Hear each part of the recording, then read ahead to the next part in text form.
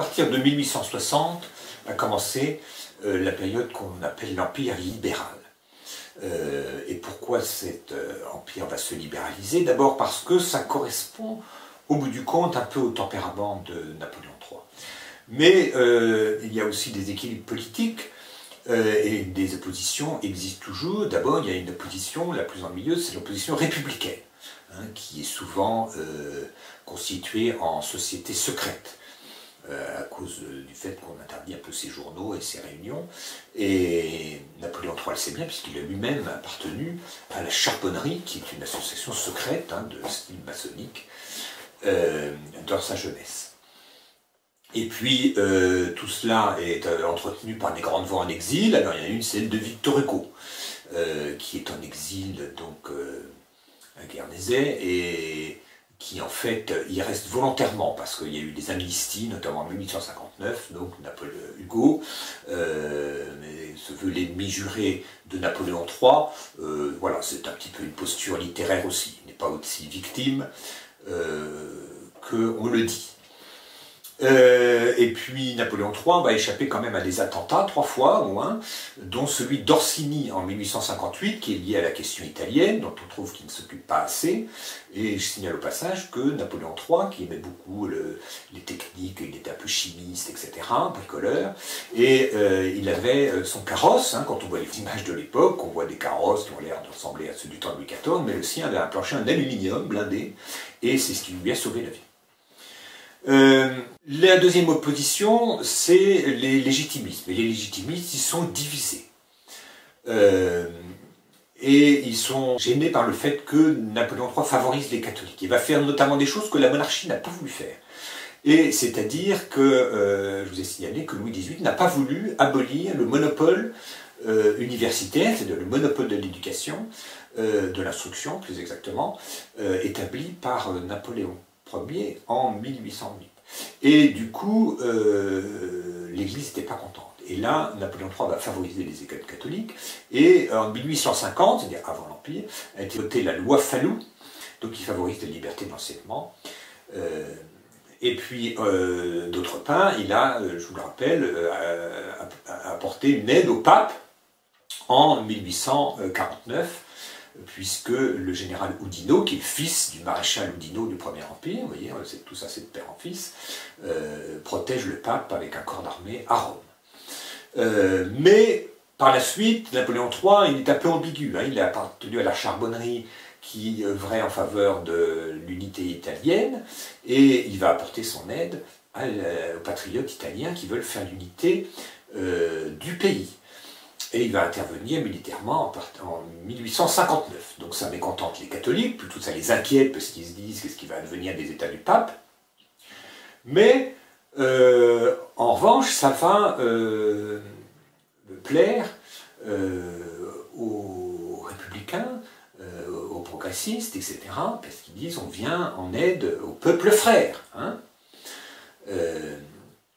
Et puis, il y a une catégorie qui est contente sans l'aide, c'est les milieux d'affaires qui trouvent qu'il y a trop de concurrence des produits anglais. Mais comme je vous l'ai signalé, Napoléon III, il a signé un traité de libre-échange avec l'Angleterre aussi pour avoir les mains libres pour sa politique en Italie, hein, pour s'assurer la neutralité de l'Angleterre. Et comme finalement les plus hostiles à son pouvoir à l'origine, c'est-à-dire les républicains, finalement apprécient son action en Italie, il va décider d'essayer de s'appuyer un peu plus sur eux. Il ne suffit pas de s'appuyer sur ceux qui sont pour vous au départ, il faut essayer de séduire ceux qui s'étaient opposés à vous. Voilà ce qui va motiver l'évolution libérale du régime, qui se fait par petites touches. D'abord, il y a plus de liberté d'expression. Et puis on va augmenter le nombre de députés au corps législatif, ce qui fait qu'il y aura un peu plus de possibilités pour les candidats de mouvements plus petits d'avoir des élus, et donc ça favorise l'opposition républicaine libérale, qui obtient en 1863 2 millions de voix aux élections, et en 1869 3,3 millions de voix. Alors c'est une évolution qui est assez générale aussi, hein, c'est l'évolution des idées.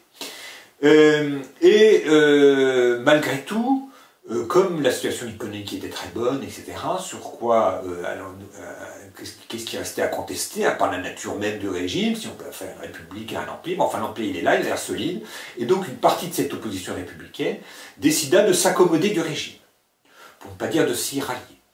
Et le chef de ce courant, qui s'appelle Émile Ollivier, c'est lui qui allait former le gouvernement en 1870. Et toutes ces petites évolutions se sont un peu concrétisées dans un senatus consulte qui, à la fin de l'Empire, qui a rapproché la constitution d'origine de celle de la charte de 1814 et de 1815.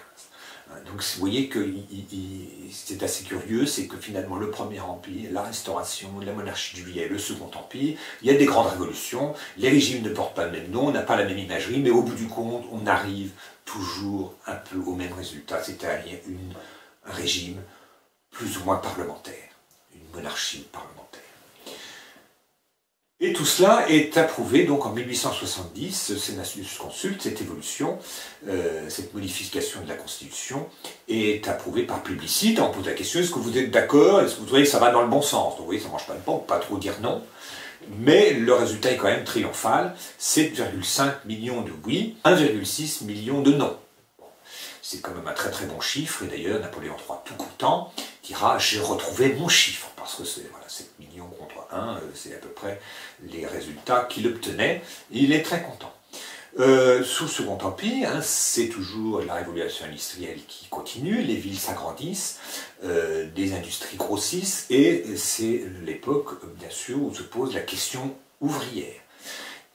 Au début, les ouvriers ils ont été tellement déçus par la révolution de 1848 et par la Deuxième République qu'ils avaient accepté le coup d'État. Hein. Ils avaient réclamé du pain ou du plomb. Bon, la République leur a donné du plomb, bah, il se trouve que le Second Empire leur donne du pain. Bon, pourquoi se plaindre?